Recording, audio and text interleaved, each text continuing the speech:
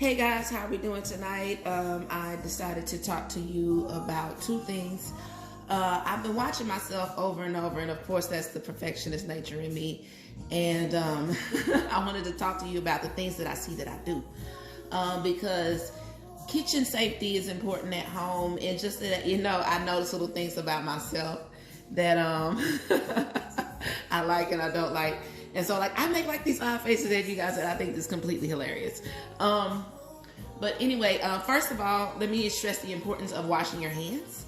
The one thing that you don't see off camera, every time I touch and stop, I'm actually going off to wash my hands. I keep a roll of paper towels close. Sometimes you'll see me grab it. There's always a box of Clorox, a bottle of Clorox, or wipes somewhere. So sanitation is highly important at home. I also notice that I do a good job of wiping the stainless, but baby girl, I do a bad job of cleaning my burners. So I need to clean my burners. And I'm judging myself, and I'm judging myself badly. Clean your burners, okay? I had to get it out on myself. But anyway, secondly, I noticed that I touch my hair. I like that my hair is up for the most part, but this right here, in a professional kitchen, baby girl, pick my hair up, and I don't need to touch my hair. Even at home, be careful about that kind of thing. If I was at work, I would have it completely up in a bandana looking like a boy. It's a lot of hair, it's hot. So even at home, restrain your hair. Just because if you flip out about hair in a restaurant, then, you should be just as cautious as hair in your food at home. So I need to stop doing this right here when I see the baby lie going somewhere on camera. I need to stop it. If it's there, I just need to leave it. Because if I was at work, I would have left it. Also, cover your feet. And it's not about the camera, it's about safety. And that I had roasted myself, and I actually I edited when I made the comment about if I was at work. If I was at work, I would have on tread safes. My feet would be closed. The health inspector would be like, what you got on with these toes? You know what I'm saying? But these are shower shoes, so they are slip resistant. But it's not safe. I boil things. I got high grease and I got a toddler running around, and she don't care nothing about my toes. She don't care about my feet. So, because I got them out there right now, I'm trying to multitask. Baby girl, go cover your feet while you're cooking, just for safety issues. You don't want to burn your feet with high grease. It's not cute. Let me see what else I got. Also, when I say I don't use recipes, that's a lie. I've been in the food industry since I was 16 years old. I am 7. I'll be 38 this year. So in 22 years, I've seen a lot. From turning tables to being a line cook to culinary school to competition cooking. I've been in the Electrolux test kitchen. I've seen a whole lot. I've been on food trucks and in itty bitty small restaurants. So in the back of the house and the front of the house. So when I say I don't use recipes, I do. I have a Rolodex of recipes in my head. So there are times when I'm pulling from that kind of knowledge. And then I was under the tutelage of great chefs that sometimes they'd round it off and go on some kind of random tangent like I do. And come back around and taught you something amazing on a random tangent, so when you listen well, you learn well. And so it's those kind of things that stick into my mind, that even though I say I'm not using a recipe, I'm thinking about something. And you can see it on my face that I'm thinking about something. I'm thinking about a flavor. I'm thinking about a profile. So when I say that I don't use recipes, don't think that I'm making it up as I go along. No, I'm digging back and I'm thinking about that time I was being a prep cook at Fast Cafe or something like that. Or the time I was a line cook on food truck selling tacos. If a moment in Outback, or this place called Cafe 46. I think it was Cafe 46. They did food from off this college in small Kannapolis. And it was weird. It was 46 had something to do with the chromosome count or DNA, something like that. And it was really cool, but I only worked there for a couple of days because it was dead in that little small town. And I think it was funded by the college, and it was dead. And so it was interesting for a day, and it was all right, cute, but I was also a temp at that age. So at that time. So I saw a lot. Like I was doing country clubs, what else? Hotels, did times like at the Great Wolf Lodge, and they would roll out all these damn cupcakes that you had the icing and oh my God, and baking cupcake after cupcake after cupcake after cupcake.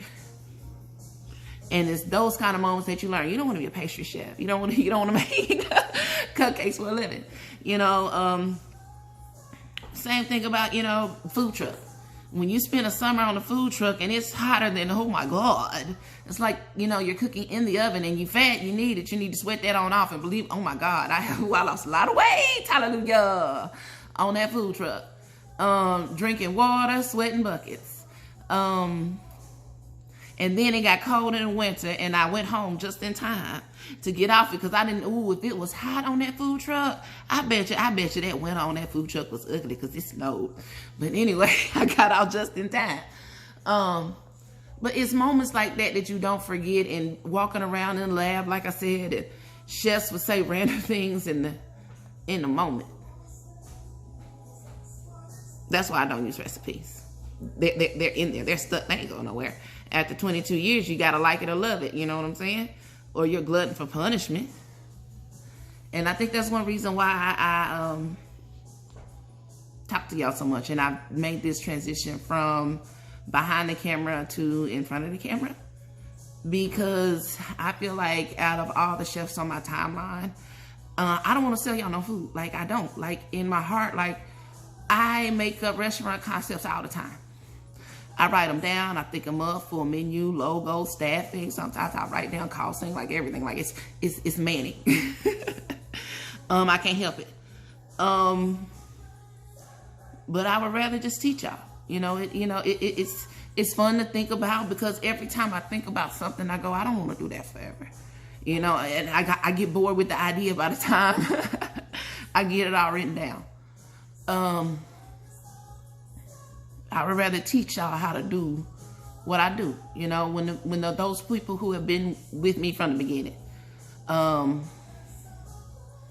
those who have watched me grow up from culinary student to competition cooking, like those who really saw me win medals and smile and act all prestigious and change into that person. Country old me changing to that person. But anyway, I would rather show y'all, what I do.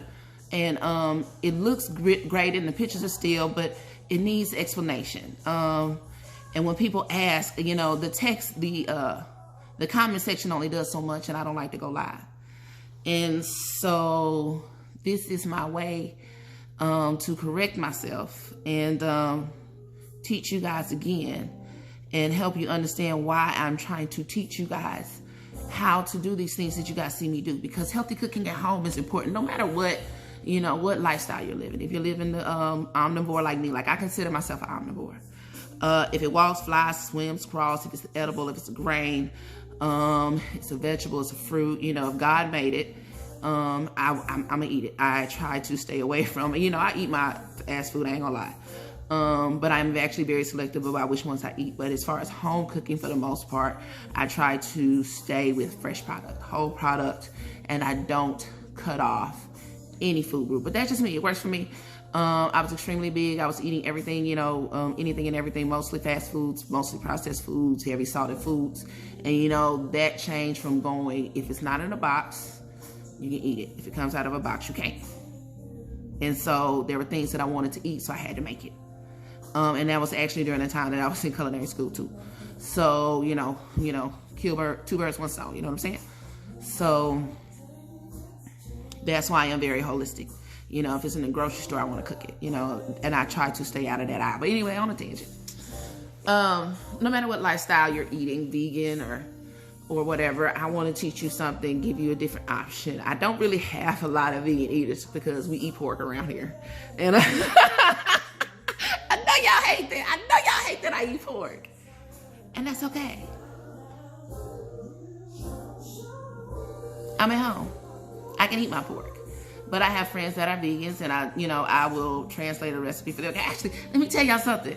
As much hell as I give vegans are my absolute favorite eaters.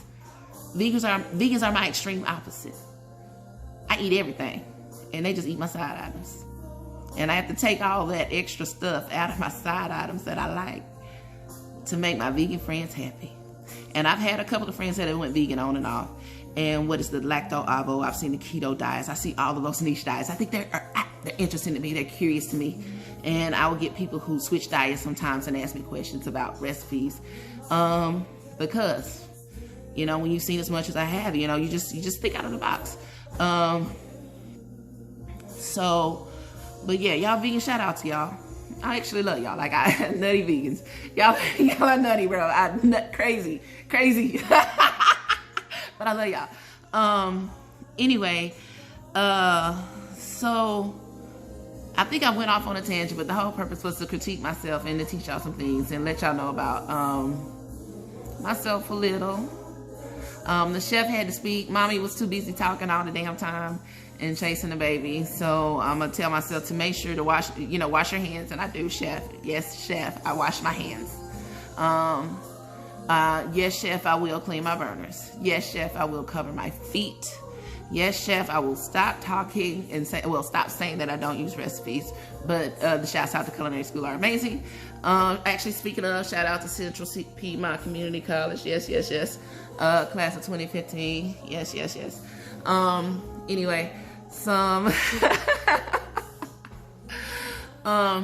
and so I had to critique myself a little. Oh, this is what I forgot. I said I do. And let me tell you something. Because I'm at home, and that's a bad statement.